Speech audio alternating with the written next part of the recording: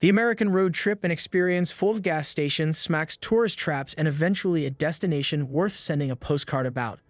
But what if we're looking for something stranger? What if we want to find an underbelly that makes Twin Peaks look like Candyland?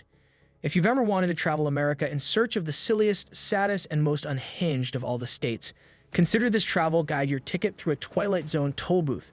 Today, we're examining the weirdest small towns in the United States. In 1981, there were 1,000 people living in Centralia, Pennsylvania, but by 2010, there were less than a dozen. What the heck happened? Did everyone get sick of cheesesteaks? Do they owe the Philly fanatic a bunch of cash? In fact, Centralia lives above a burning coal mine fire that began in 1962 and still blazes to this day, and there's no sign of stopping soon. Experts believe it may burn for another 250 years if a town is full of sinkholes, toxic smoke, gas, even the highway is hot to the touch. Plus side, you could probably cook a cheesesteak on that blacktop.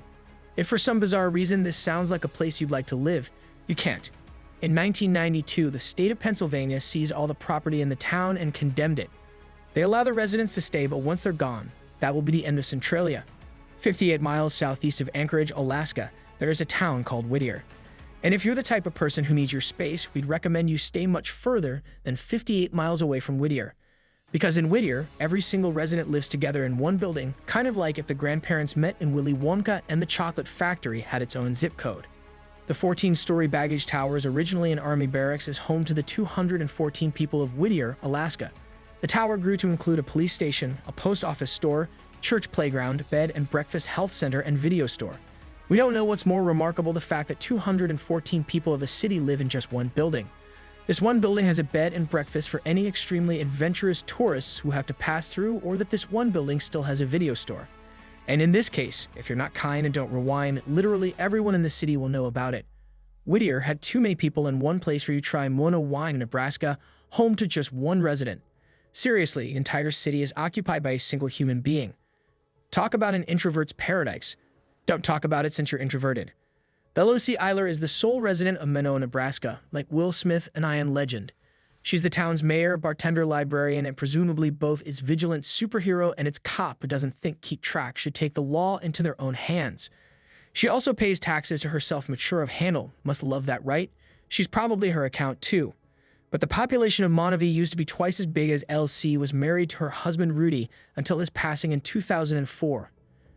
Colma, California takes up 2 square miles of space, and within those 2 square miles lay 17 cemeteries. That's a lot of cemeteries. If the zombie apocalypse hits and you find yourself passing through Colma, just keep right on driving. The San Mateo County metropolis has been dubbed the City of Souls because it hosts an estimated 2 million dead people and only 1,200 live ones. That means for any one living human, there are 1,667 deceased folks. And when the middle school hosts their COVID Dead Alive dance, you know they're all going to be on one side of the gym. This wildly skewed ratio began when bodies were transported to Colma from San Francisco to make row, an arrangement where I'm sure the truck drivers moving all those skeletons and zero questions about, and among this cavalcade of corpses live famous folks like Wyatt Earp and William Randolph Hearst, thinking you are going to be laid to rest in the city only to find yourself haunting an overcrowded barnyard in Colma, California. With a charm's name like Miracle Village, Florida, you might expect this small hamlet to be filled with a very specific type of person, medical professionals perhaps, or maybe magicians. Well, if you guessed registered sex offenders, congratulations, because you are exactly right. Miracle Village is a small housing development outside of the Hokie, Florida that's home to more than 100 registered sex offenders. It was founded by a minister named Richard with a Roe who worked in prisons for 30 years. With a Roe created the development as a place for recently released sex offenders to live while reintegrating into the community, and he and his ministry, Matthew 25, oversee the development and have final approval over who is permitted to live there. Remember the scene in Into the Wild where Emil Hirsch meets Kristen Stewart in that very strange, seemingly lawless town? Remember Into the Wild?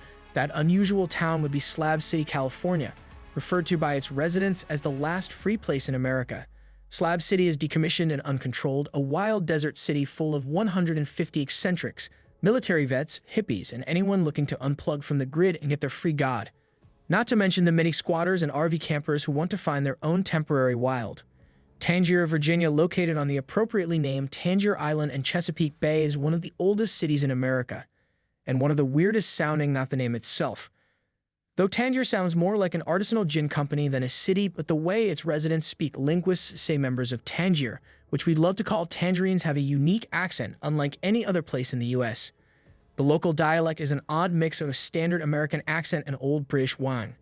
Some historians theorize the Tangier talk is how the founding fathers and early settlers of America may have sounded, but we think they're all just practicing their Katharine Hepburn accents. Hey, we have a video about that. Hell on Earth exists, and during the winter, it does indeed freeze over hell. Michigan is a small town close to Ann Arbor, known for the home of the University of Michigan. But hell has its own college, Damnation University, or Damn You for short. Can I get a Letterman jacket? You see, Hale has embraced its unique name given in the 1840s when a founder quipped, "You can name it hell for all I care." Originally a milling town and later a town full of bootleggers, Hell leans into the hell of it all, offering satanic churches to get married, ice cream shops called the Crematory that's slaying grave diggers Sundays, and pastries to die for at the Hellhole Diner.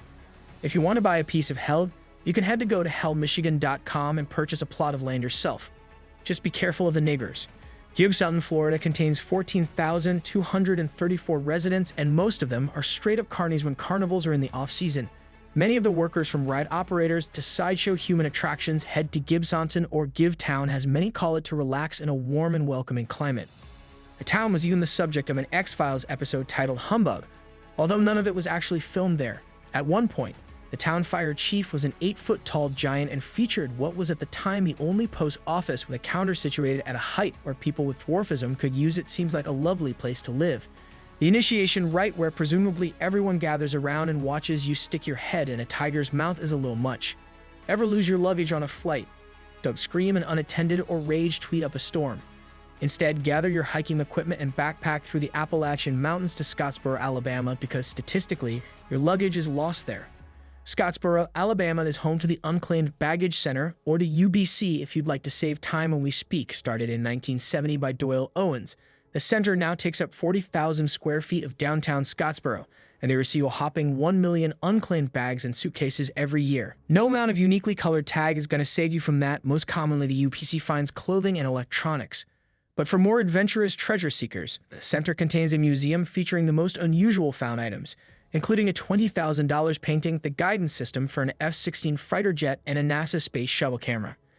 And you just know the thing doesn't have an airplane mode. As we grow older, we experience life transitions. Often that includes moving into a retirement facility, a place structured around medical care, routine community, and apparently knocking boots so loudly and often that you blow the roof off the joint. The Villages, Florida is this very retirement community, a place that in 2015 recorded a record number of sexually transmitted diseases. The 70,000 members of Florida's friendliest retirement home tagline, "We are certain abilities," is now regretting we're constantly injured. On the community Jello, one couple was even caught in a compromising moment on a golf car. Please withhold your holding one jokes until the end of the episode. But if you're surprised that these retirees seem to be behaving like background characters in American Pie's sequel, maybe you shouldn't be, as resident Rosalind Shelley told the New York Post. Whatever you know about 20-year-olds, it's the same with seniors. Oh, so that probably also means a lot of Sega. Don Salmon, his wife and son were the 3 sole residents of Beaufort, Wyoming, which is 300% more people than the population of Mona Win, Nebraska. For those keeping score, but in 1995, Salmon's wife passed away.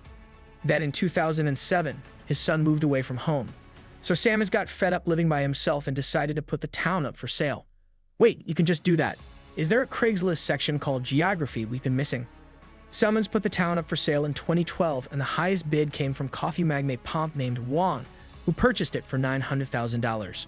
Dwayne renamed the city after his coffee brand, changing Beaufort to the more mouthy Finn Deli Town Beaufort.